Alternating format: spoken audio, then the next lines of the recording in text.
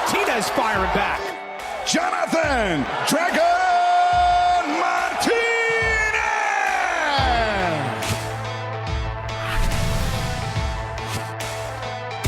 Welcome to UFC Unfiltered.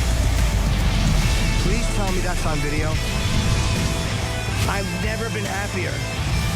I'm made for a fucking podcast. That's dangerous. Listen to me, we're at it.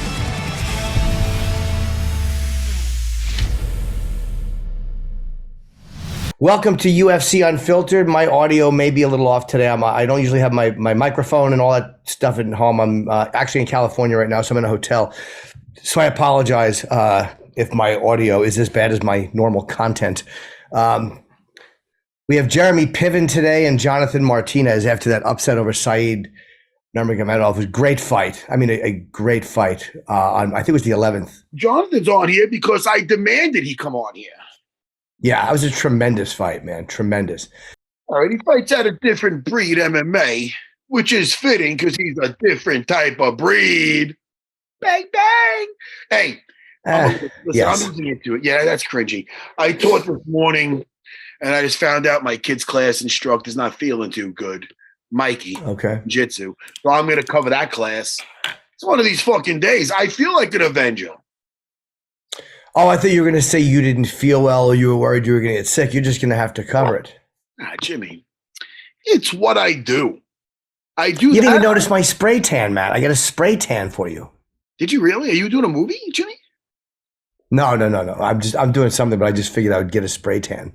And you got a nice tight jiu-jitsu haircut. It's very tight to your head. I do that because I'm going gray. Like I'm already fat and mushy. I don't need to look gray and old too. So I try to keep it nice and tight to the head. I'm going to do what you do anyway. I'm going to get rid of it completely. I'm just going to completely cut it all off. I'm sick of it. My hair sucks. You know what I've been doing lately, Jimmy, is I have this little mirror, like this little mirror that they probably have in jail, like these little things. And I put it in my steam shower and I shave my head while I steam. I sit down and I just woo. And then when I get out, you do the quick test. I heard you typing, Jimmy, and it just yes. You do the quick. I forgot when I have this set up, you can hear if I type, so I'll be quiet. Thank you. That's okay, Jimmy. I'm just letting you know. But I'm glad you said that. Back to my bald head. It's not that exciting. We got Jeremy. You know, Jeremy Piven. Not only he was also in the movie Judgment Night. I didn't see that. Oh, I liked it as a kid. I liked it. It was like a bunch of he paid a douchebag, but did he? They rent a RV. Him and his buddies, Emilio Estevez, Cuba Gooding Jr. And they go into like Detroit to go see like a ball game, and then their RV breaks down, and then they're like, "Oh, this is Judgment Night." They got to get out. What year was that, Matt? Oh yeah, 93. All right, yeah. 3, man. I was a 19-year-old young Matty S going there and saying, "What if my RV broke down and I had to get back home?" I didn't say that. I was just thinking that. Well, but that's what makes a horror movie scary. What if that happened to me? How would I handle that? I would have handled it like Emilio Estevez or Cuba Gooding Jr. At one point, he had a pipe and he's in the sewer. He goes, "Did you ever want to see how you dealt with combat? How you be in combat or something like that?" But it's like, oh, yeah. Cuba, yeah, Cuba Gooding. He was also in Heat. He played the guy named, I think, Dr. Bob. I love when really established actors have these roles that they do. Like they're in a movie and they had a smaller part before they became tremendously famous. He was also on Seinfeld. I don't know how many episodes he was in. If it was just one episode where he played another version of George Costanza. It was a great scene, the scene I saw. I didn't know this. I didn't know that Jeremy Piven's older sister, Shira, has been married to well-known director Adam McKay since 1999. Say, yo, bro-in-law, how about Anchorman 3? Why don't you give me a fucking bone? He doesn't need it, though. Jeremy's not like us. He actually has a real acting career. I would be bothering Adam McKay for work. But, Jeremy Piven's like a legit, really good actor with a really good career. He doesn't need that. I need that. But he interviewed Michael Chandler for one of his podcasts. He did, yeah.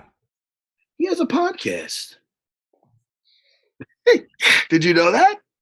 I did, yeah. He's a good cast in this Sweetwater movie too, which is what he's promoting today.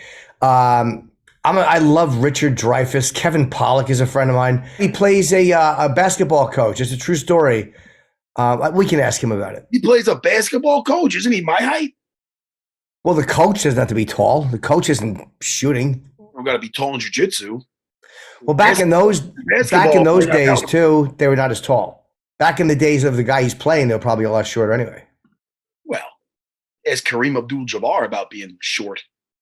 Yeah, that is a good point. You know, him versus Bruce Lee, they're the same size on the floor when he had him in that fucking rear naked. It was almost like a bulldog choke, but it was like a rear naked.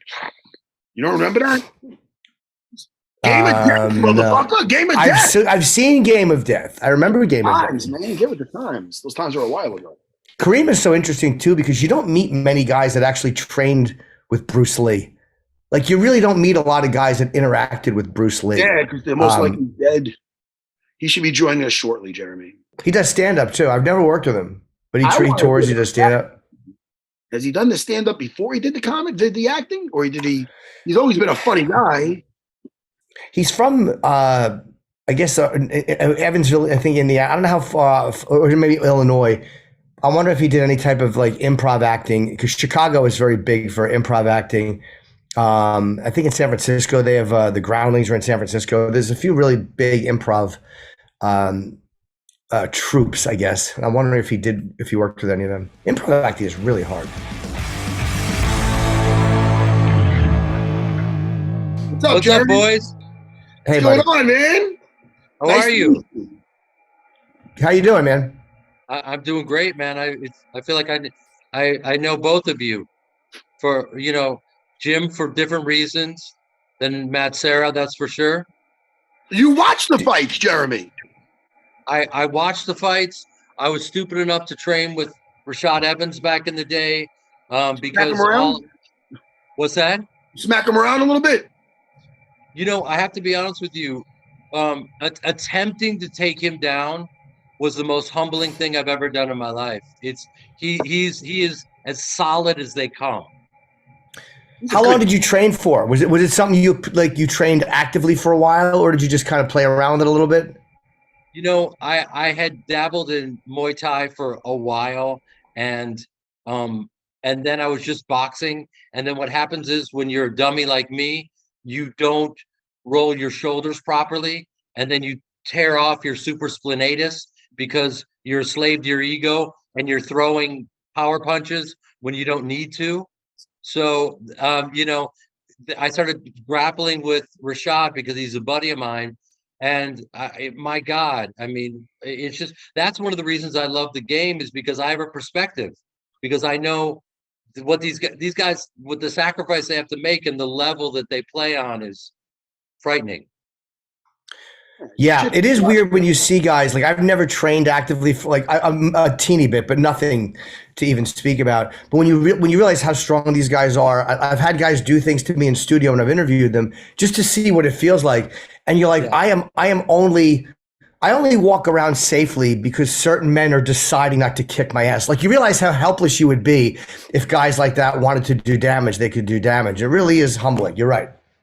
But those guys, and Matt can attest to this, those guys are the sweetest because they're trained killers. They have nothing to prove. Jimmy calls me a sweet boy at least once every episode, and I shy away. I do. Like, yeah, some of us can be a little sweet, Sometimes we're sorry. Go ahead, Jimmy.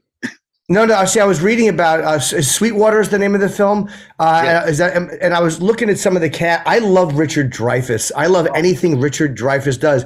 Who is he in the film? And had you worked with him before?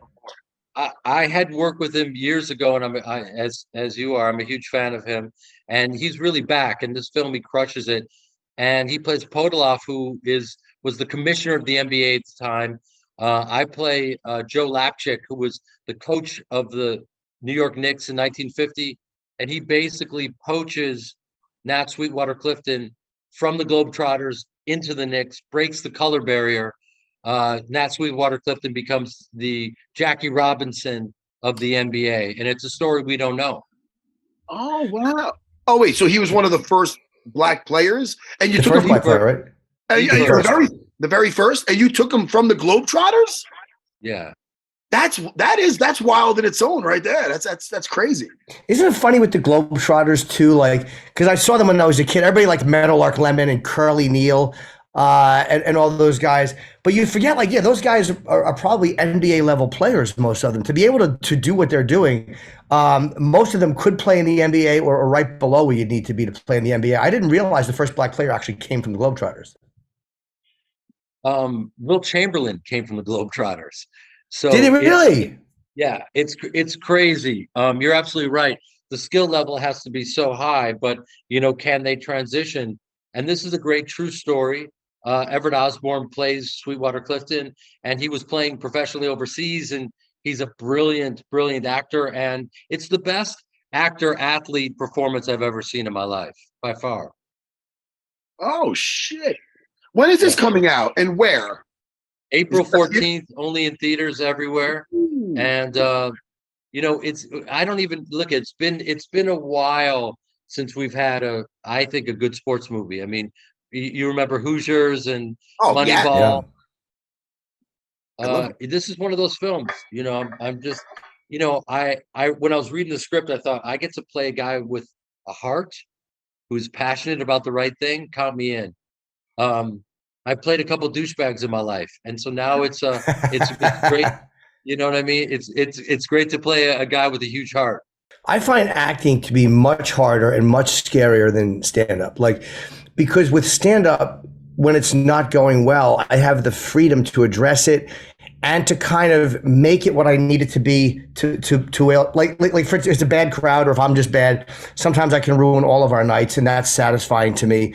Or I can shift gears, or I can just tell the crowd how much this stinks. Being in a scene and it's not going well, or I'm not connected, I find me much more terrifying than stand-up. I feel with stand-up I can always do something to salvage it for myself, and it's just me. But you have responsibility to other people when you're acting as well. I just think acting is a lot harder. Well, listen, I'll give you a little perspective on how hard stand-up is. So I've been on stage since I was 8 years old, and that's many, many decades, right? So, and I also come from a background in sketch comedy. I started with Chris Farley in Chicago in the touring company of Second City, in the 90s, a million years ago, right? So, and I've been improvising and writing, my own dialogue and blah, blah, blah. Now, smash cut to 2017 when I started touring, right? Which for Jim, he's laughing at me like I'm a baby because he's been doing it for 30 years or whatever you've been doing it, right? So my point is, getting up on stage as a stand-up when I'm used to a big, I got up at the Laugh Factory for the first time, and it's a small stage, and you feel pinned in, and you're up against the wall, and it's terrifying, terrifying. And so I have my bearings as an actor, but to navigate the material, and to stick the landing, and to be present, but also ahead of yourself in terms of what you're transitioning into, is insanely hard. So for me, I think it's all a matter of perspective. It took me, 200 to 250 shows a year just to get my sea legs and be able to navigate a set. But I know all the tricks of when you're an actor and you have those moments, like you said, where you don't feel connected and you're not in the scene. You got to use that. You use everything. Oh shit, you're bombing in the scene. Connect with that, but also relocate yourself, because it's all about locating yourself in the scene. Who is this person to me? What's the status of all these people? All these different variables that you can lock into. As an actor, you have everything that's written. As a stand-up, if it's not going well and you start doubting yourself, as you know, Jim, it's a slippery fucking slope, man. It's awkward. I also think too, coming into stand-up as an established public person is also hard, because like when I started, nobody had any expectations of me. I was just this local idiot going up. But when you're known and people look at you, I almost feel like it's more pressure for a guy who's already famous. Like, people are like, okay. And they either want you to do well or they want you to do poorly. But like Chris Rock will go on stage at the Cellar and he'll say, being famous buys you about 5 minutes. And then people want you to be good. I always feel like when I see guys who are established actors or other things going on stage, it just seems so terrifying to me. Like, because people have, oh, I know you, and now I expect something from you, as opposed to the anonymity I was able to enjoy for a long time as I got decent. Somebody who's already famous can't enjoy that anonymity for a while. So everybody watches and judges every single move. So I think the fact that you stuck with it is very impressive, because you made it through all that stuff, or any type of critique people would give you that any new comic would go through. You know what I mean? Yeah, but I also listen, Jim, I hear everything. So like as I'm walking on stage, I hear another comic say, anyone thinks they can do stand-up now. This fucking guy. And I hear that, and it inspires me. That's inspiring to me, because I know you guys have worked hard for these spots, and some actor dummy coming in and taking your spots is not welcomed. So it's my job, believe me, Matt, if I sucked, Jim would know, because it would be hysterical, because everyone would be talking about it. But the fact that it's radio silent means that I'm doing okay. That's hysterical. Now you're feeling judged. You're feeling judged by some of these comedians. Yeah. Like, totally. You know what's so funny? They're putting. You know what? That's almost. It could be where I bust my ass. I'm fighting in the cage, getting marked up a little bit. My jaw clicks. Also, Jeremy wants to put the gloves on. I might be like, yo, what the fuck, man? He's all in the like CM Punk. The guy's in the UFC. Well, that's different though, because no offense, CM Punk couldn't really fight. If you're funny, and I like CM Punk, he's a nice guy, but that was almost like that. But it's as if he could fight. So if you're funny, so you're carrying your weight. But these other guys are looking at it like, man, we're in trenches. That guy was on. We're looking to get into fucking movies. We're looking to get a sitcom. This motherfucker, I've been watching him since Judgment Night. And now Entourage, that fuck. Now it's almost like they feel like you're dipping your toes into their pool. Has anybody been nice to you? Has anybody been out of the ordinary being like, look, I'm glad you're here, or no? DL Hughley embraced me. Certain guys, and I remember everyone. By the way, I respect the space that you occupy when you stand up. I grew up watching Richard Pryor and all those guys, and I love it. So when I don't run the light, I know, you know what I mean? I take advantage of my time during there. So comics, they get it that I'm taking this seriously. But guys like DL were incredibly, who is like Jim, that he's been around, and he's a great comic. And just having guys like that say, you're doing your thing, man. Craig Robinson, guys like that. No white guys. It's funny too, because I never begrudge an actor doing stand-up, only because we've been trying to invade actors' jobs for decades. Like, stand-up's job is to get a sitcom. You want the gig, you want the movie. Jim Carrey was a stand-up. Richard Pryor, I mean, go all the way back. So I don't think we're in any position to be mad that an actor is doing stand-up when stand-ups have been doing acting work forever. So I never mind seeing it.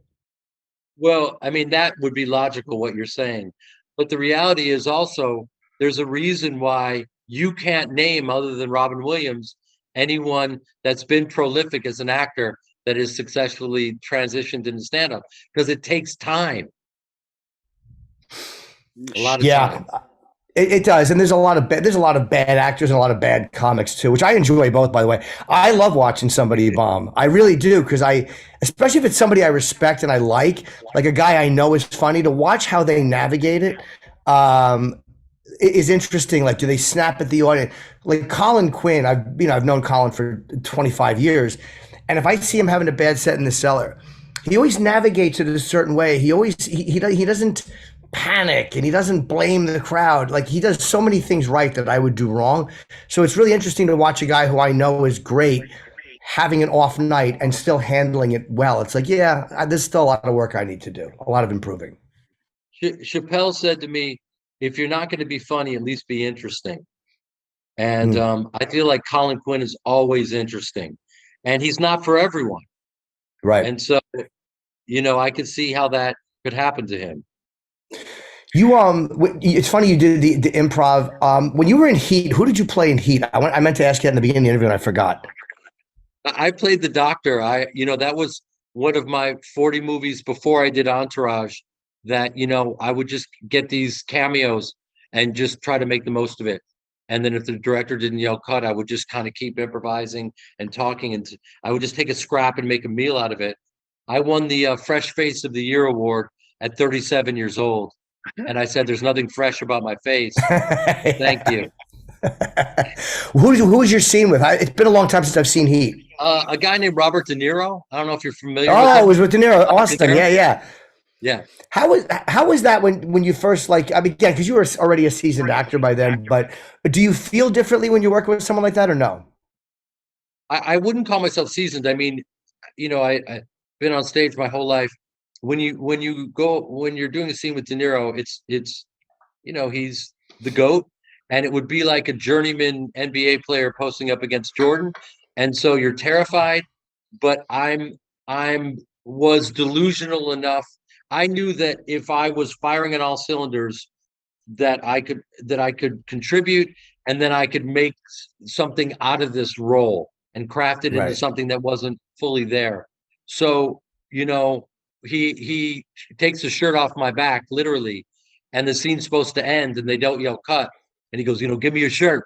And I go, and they don't yell cut. And I was like, but my daughter gave me this shirt. And he goes, fuck you.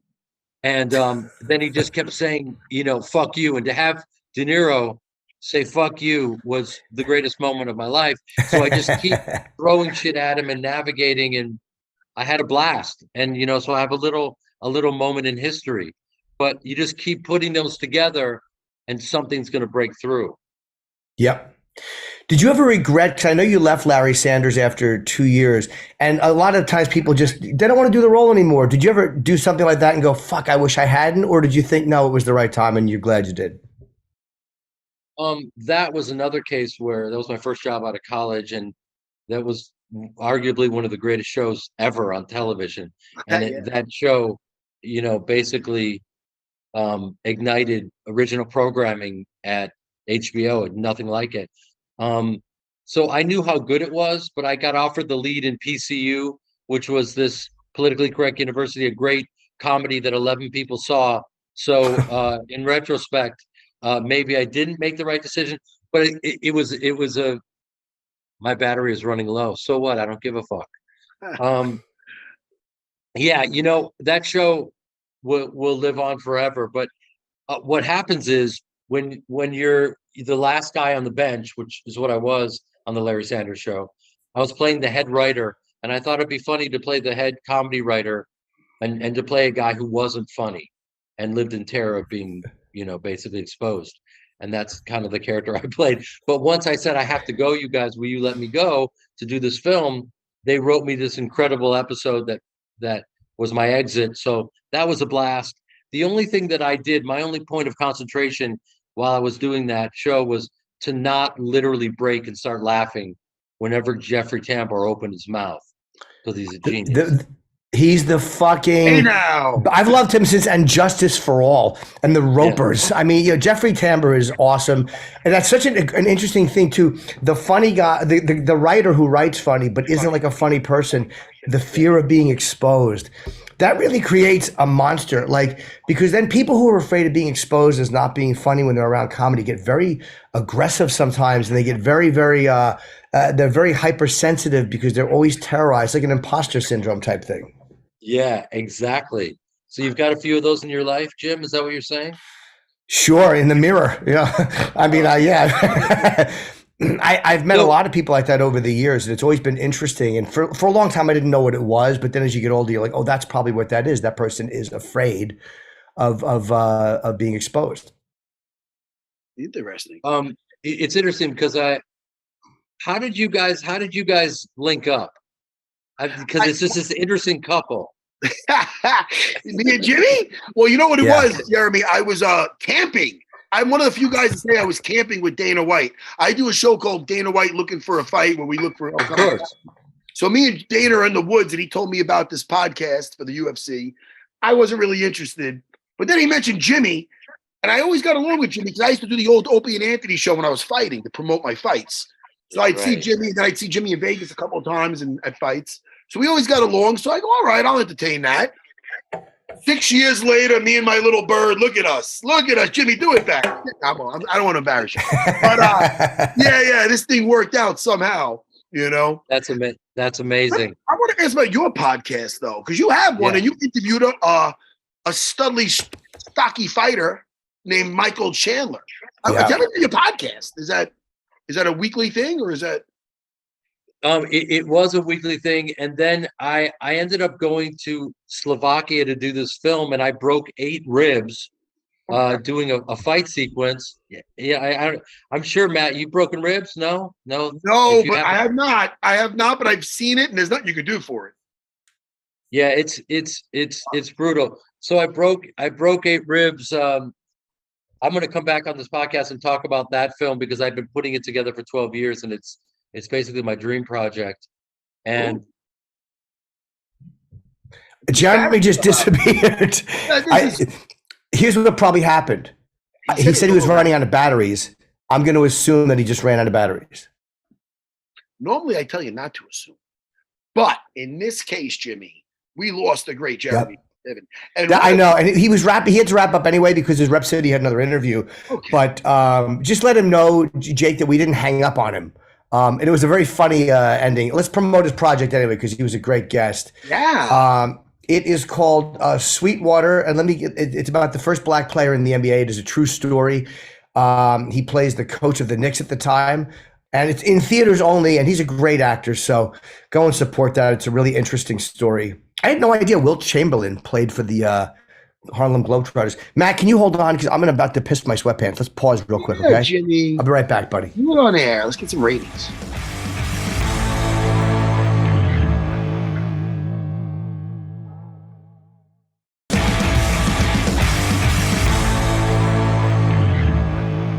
What's your plans, Jimmy?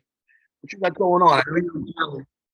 I'm away because I was a part of the Bert Kreischer roast, which is premiering April 1st. It's on a streaming OnlyFans TV streaming. They're trying like OnlyFans TV, and it's free, so you can watch it for nothing on April 1st. And it was actually a killer roast. Like, it was really good. And we doing the premiere tonight. And Whitney has been so good to me that she asked me to come, so I came. And I also went down to do Kill Tony. I was in Rogan's new club for Kill Tony. You can go to Kill Tony's YouTube and watch that. It was fucking great. Where it was myself and Whitney and Bert, and you get all of these young comics that go up, and they get a 1-minute thing, and then we joke with them afterwards. And Hinchcliffe is a great fucking host. He's a really, really funny dude. So go check it out on YouTube. It was a great episode, and I'm happy to be invited to anything. So I come to things I'm invited to. I don't feel too hot, Jimmy. You probably need a little something in your stomach. What is he saying? Said Nurmagomedov, that was a tremendous fight. The fact that Jonathan Martinez survived that first round, and in the end, the beginning of the third round, if you remember the fight, Nurmagomedov had a great beginning. He had him in a body lock in the third, and Jonathan Martinez is a very tough guy to finish. Jimmy, I don't think I'm teaching tonight. Well, yeah, stay home if you don't feel good. I don't feel too good. I'm thinking, who can we have teach? You want to come teach? I mean, I'm not capable of doing it. Let's get back to some MMA news. I think our producer's right. Yeah, is Jonathan coming in? We're all over the place today. I'm on the road. Jeremy was great, by the way. Thanks to Jeremy. He's a very fun guy to interview. I've never interviewed him before, so hopefully he'll come back when he has more time or he plugs his computer in. Man, I hope there's not a bug going around, man. Well, you said somebody else is sick, right? Yeah, my kid's class teacher. No, I'm not feeling hot. By the way, Matt, we did not address the fact that Paulo Costa is very close to finalizing a new multi-fight contract with the UFC. He said he wants to fight Chimaev. They had a run-in or something like that because Chimaev's going up to middleweight. He won't fight welterweight anymore. What do you think about that? And again, Costa's a great fighter. That's a really tough fight, Chimaev, depending on how he does at 185. Chimaev versus who again? Paulo Costa. Hey, man. Paulo Costa's got to get in there. All he does is talk about the secret juice. He plays these games. I like him. I think he's funny. I think, you know, but he's gotta get in there and put an ass whipping on somebody. I don't know Jeremy. Yeah, Strickland too. He's 57 years old. He looks good. Yeah, he looks great. Also, Sean Strickland, Costa would be a great fight. He's up for it. Sean Strickland? Yeah, man, he's up for anything. Yeah, he'd fight a warehouse if you put it in front of him. He's just one of those guys that likes to fight. Like, I think he genuinely enjoys physical conflict. And have they announced a date yet, Matt, or our producers, for Conor against Chandler? Has that been anything about that or no? Nah. Do we know anything more about that? I haven't heard shit about when that is. I told you I have so much respect for Conor. And again, you know, Conor's a great fighter. And Chandler is just such a bull. Why do you But have his wrestling? for Conor again? That's a tough fight for Conor. I think again, Conor's a very skilled guy. He fought Nate twice. I mean, he's fought guys. He fought Khabib. He does seem like he does not pick and choose easy opponents. I mean, I'll say that for Conor. He's not afraid of fighting a guy who on paper does not look great. But I think that's a better matchup for Chandler because of the wrestling. You know what's funny, man? I was listening to Chael Sonnen, who I like. I love Chael, yeah. And dude, but this is where I disagree with him, and I think he's being very silly and maybe just trying to be on Conor's good side or some shit. Did he badmouth your co-host? Oh, okay, good. No, but he goes like this. He goes, Conor, I was so impressed because there he is with his legs shattered. And to him say, your wife's in my DMs, he's not breaking character. Wrong, Chael Sonnen. What the fuck are you talking about, gangster? What are you, Chael? What the fuck are you talking about? He didn't break character because he's being a douchebag, because he's being the way he normally is. His fucking legs shattered. You think when he gets backstage, he's going to be like, hey, good, we got that. We're selling him for that fucking trilogy fight. No, motherfucker. He's fucking being honest, trying to be just fucking slimy and say some dirty shit to somebody's wife. That's not being in character. That's just having a lack of fucking character. And the truth, the cage, listen, I know Chael, he practices all his fucking WWE lines and shit, and he did it fucking money. Chael's good. The whole shit. Chael is better than anybody. Listen, it's not like Chael had a broken shin and he's on the floor going, tell your wife I like it medium rare about the steak with Anderson Silva. He's funny. I like it well done. Like he was saying stuff that was pretty funny. You know what I mean? Yeah. And rehearsed. But don't be sitting there saying Conor's some great. Wow, he doesn't break the fourth wall. Yeah, please. Are you crazy, dude? That's just the way he is. That's who he is. Just the fuck who he is. You might be right. That might be who he really is. Yeah. Right. I'm not being like, oh, tell me he's a great actor, and that's him saying, that's him not breaking character. What the fuck are you talking about, Chael? Chael might even be saying that, at least, like, for instance, Conor is who he is. I think you're right. He probably really is like that. So he is who he is, and that's how he behaves, at least with Conor. Like with the thing with Chael, too. With Chael, it never felt forced. And with Conor, it doesn't feel forced. Like, you could hate Conor and go, he's a dickhead, but it doesn't feel forced. And I think my guess is that he's commenting on people who feel forced and do it, that it feels like, oh, this is just you making a pretend. Like, there's almost more respect for a guy who really feels that way and is that way than a guy who just puts on that hat. Yeah, but you're just being a dirtbag. You're just being like a fucking, not you. You're a good guy. Oh. But to say something about somebody, oh, your wife's in my DMs. Oh, dude, you're showing. You even know who said it the best?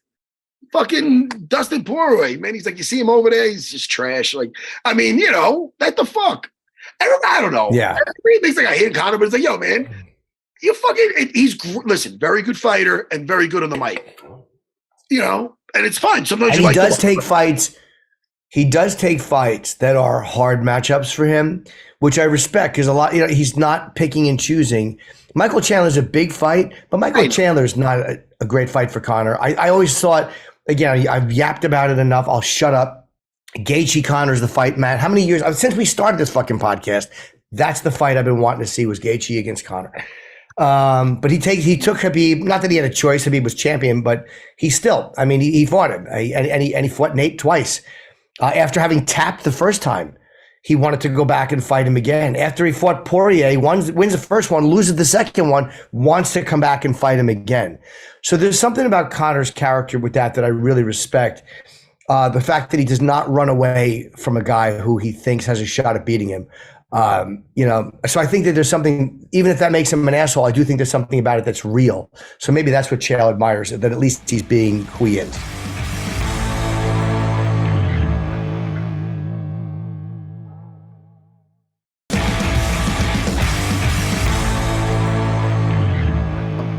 Do you hear us, Jonathan Martinez? Oh, yes, now I do. Sorry. I was trying to connect. Hey, man. Okay. Congratulations on your fight the other day. Holy shit, was that wild. Yeah.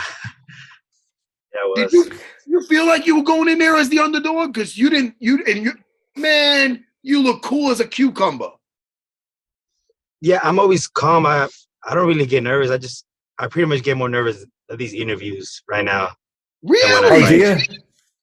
Yeah, like out there, like, I don't know, because you know how you were in the back? Like, I was just there laying down. You know, the other guy won, so it was my turn to get up. I kind of get sleepy in the back, so I'm kind of like tired. I go real calm in there.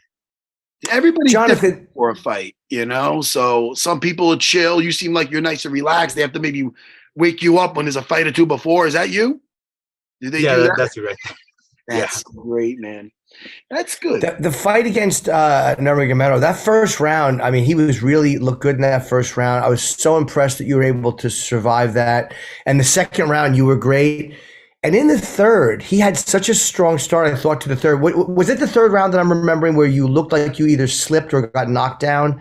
Was that the third round? Yeah, that was third round.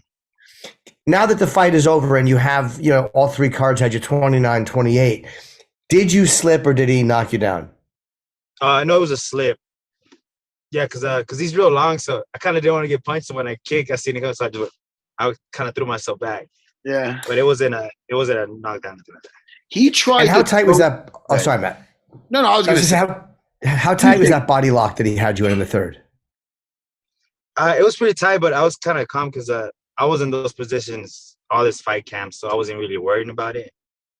I just kept looking up at the time, so I was like, man, I need to hurry up and get back up. And I love when he was doing it was like a judo throw on you.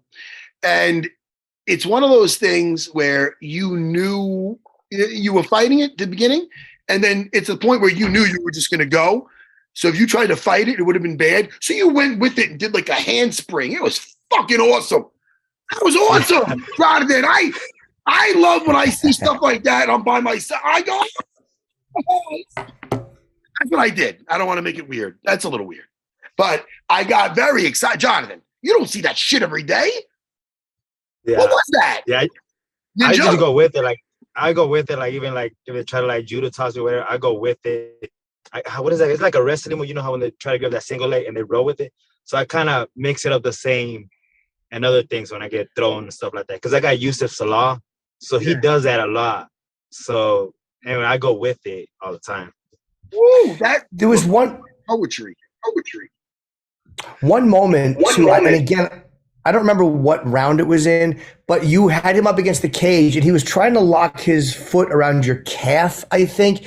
And what was it your coach said? Don't let him table that. Was that the expression he used? I was just hearing like he was warning you to move your knee out so he couldn't lock his foot around your calf. And I guess throw you down. Is that what he said? Did I hear that right? Yeah, he was telling me about that, and then keep my head in the inside because he's really good at those guillotines and all this stuff.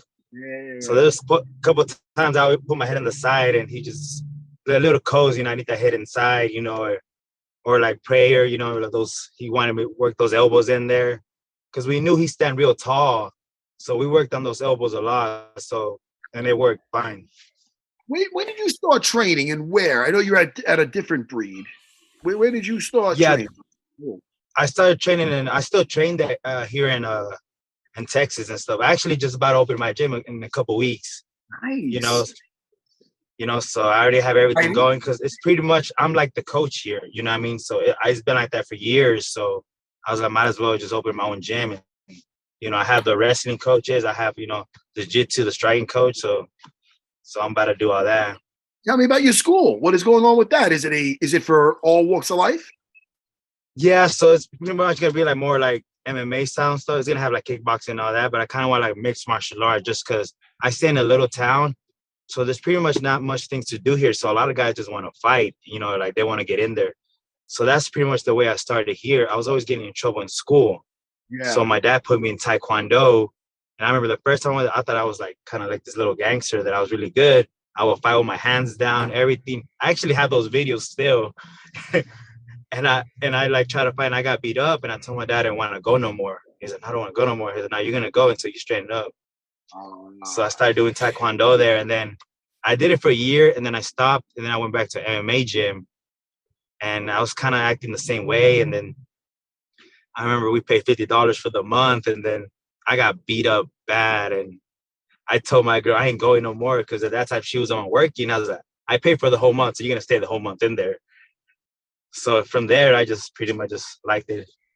Good thing you When did that finally change? What finally happened where you're like, okay, yeah, I'm getting beaten up here, but it doesn't matter. I'm not going to stop going. Like what actually clicked for you that made you stop thinking about possibly not returning? I just started seeing a lot. I started watching, I was a big fan of GSP. So, I just watched his videos and just a lot of things. And I just wanted to be, I was always that guy in school that I'll act like kind of like this big and bad that, yeah, my parents let me do whatever. But in reality, I had a bedtime. At 9 o'clock, I had to be in bed. So at 8:30, I had to have everything ready and be in bed already. But I would tell these kids like, yeah, well, my parents let me stay up at 2 or 3 in the morning. But it wasn't really nothing like that. What do you like to do? We like to get to know the fighters a little bit. What do you like to do when you're not fighting and you're not working on your new school? Are you a big book guy? You read, you hike? What do you like to do? Your hobbies? I spend time a lot with my family, and then we usually go dancing. So it's like a lot of Mexican dancing and stuff like that. So I like doing stuff like that. You could dance. Are you a good dancer? Are you good? I feel like I am, but just Mexican, like, like in part of spinning people around. I'm good at that. I find it terrifying. Like dancing is scary as shit to me because I'm always so afraid I'm going to be embarrassed or I'm not going to do it well. You're comfortable doing it, or do you just do it because you like it? I'm comfortable. So my girl was teaching me because she didn't want me to be one of those guys. Because back in the day, I was one of those guys just standing there, and the girls will all go dance, and we just stand there and I thought it looked cool. And now I dance, and I see the other guy just standing there. I was like, "Damn, you don't want to dance?" Like, he's like, "Nah, it's good." So they just stand there. So I don't want to do that. Oh, Jimmy, that's good, Jimmy. I just kind of I do like this. Is that cool or no? No, not really. I can't really dance though. I got flat feet. Okay. I disagree. Jimmy, what about you? Now, Jonathan? I suck. I know I suck, so I don't do it. I slow dance a little bit. What's next for you? Who do you have your eye on next, or what would you like to see be the next step? Because it was an incredible fight, and you looked really good, and you were very composed in the fight too. I think that's the thing I was most impressed with, was the fact there was a couple of times he had you in chokes in the first, and again that body lock in the third, and it looked really bad at one point. I thought he had gotten under the neck, but apparently not. And they just could talk about how calm you were and how well you handled that. Yeah, I always stay real calm. It doesn't matter if I'm rock or in those position. I try to stay calm and just try to get out of it, because I feel a lot of guys, they beat each other by pressure. You know what I mean? Like they see this crowd. Oh, you're fighting this guy. Like everybody's talking about him. So I'm kind of calm. If I get clipped, I know I just got to stay calm, and get back in there. So I feel real comfortable being in there. In the third, you had him pressed up against the cage, and they kept saying Jonathan has to create some space. He's got to get away from him. And I was wondering, but then they gave a stat where you had outlanded him like 17-1 or whatever with just shots in the clinch. Is that why you were staying in the clinch? Were you actually doing a decent amount of damage in the clinch, and you were like, you didn't want to give him the chance to have some space? So the thing was, we were working a lot, like, because everybody kind of knows my style. You just got to pressure Martinez, he'll block. It's not obvious. It's like, you pressure him, he's going to go back. So this time I work something different. I'm going to be the pressure guy, and I'm going to keep him in the cage. So, I feel like I'm really good of changing it up and fighting different compared to other fighters that if they're one mentality, that's what they're going to do, just shoot. So I try to mix it up every fight camp. I try to do different things. Because when I train, I pretty much work a lot of my wrestling and jiu-jitsu. I like wrestling. I'm not a wrestler, but I like to do wrestling all the time. That's exhausting. Yeah. So who's on your radar for next? Do you have a person that you're looking towards? I think you're number 14 now, right? You cracked the top 15? Yes, sir. I wanted Dominic, but I guess he's matched against Cody and stuff. I'm hearing that. They're having a rematch, him and Cody Garbrandt. Oh. That's very interesting.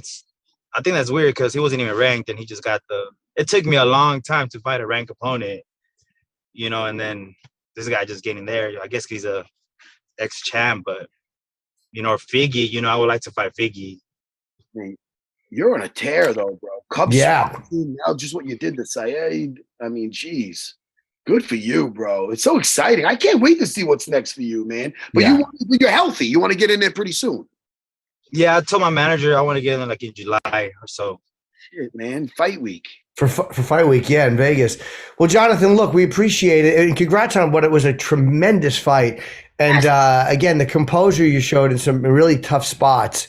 And the ability, I mean, he was throwing some beautiful spinning kicks and he landed a few of them and it was incredible your ability to absorb that and keep fighting. So that was an impressive win, man. You looked really, really good and a very tough decision. Yeah, we worked on a lot of, because I had Chris Gutierrez, you know, so all those spin kicks, you know, I know he would be the perfect there. And then you said he's the same height.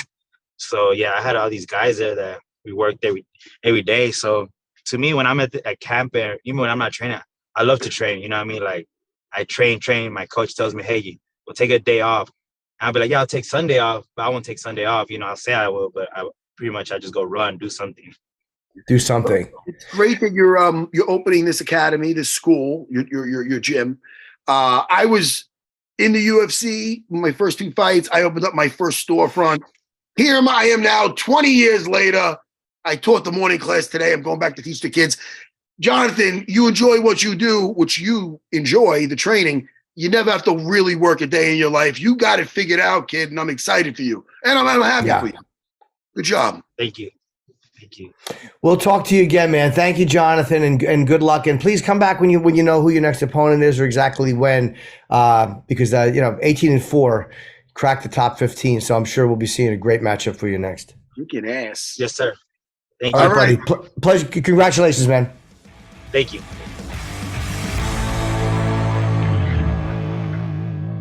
What a nice guy. Nice guy. And that fight was really, really good. I couldn't believe he made it out of that first round. That was just really impressive.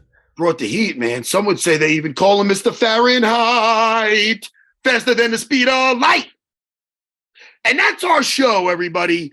Listen, I want to say thank you for listening. Oh, Jimmy's back. He's back.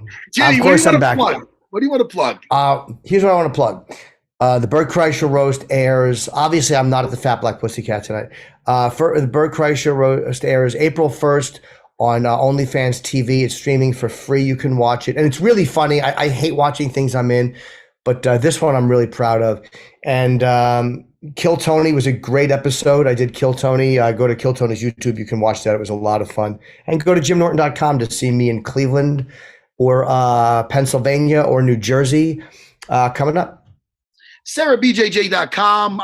Matt Sarah BJJ on Instagram. I also do cameos, which I always see, and I go, "Oh, that's expired. I got to do that." I suck at that. But Jimmy, safe travels, my little bird, and I'll see you next week. See you soon, buddy. Thanks a lot. Bye, everybody. Bye. Cramping. Feel better.